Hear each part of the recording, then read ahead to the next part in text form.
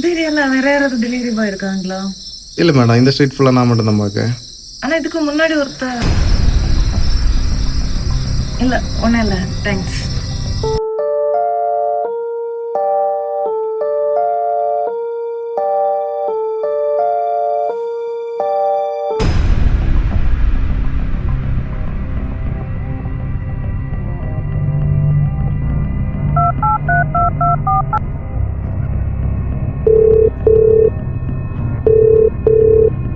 Hello, இன்னைக்கு office போயிட்டு வரும்போது ஒரு சம்பவம் உண்டு.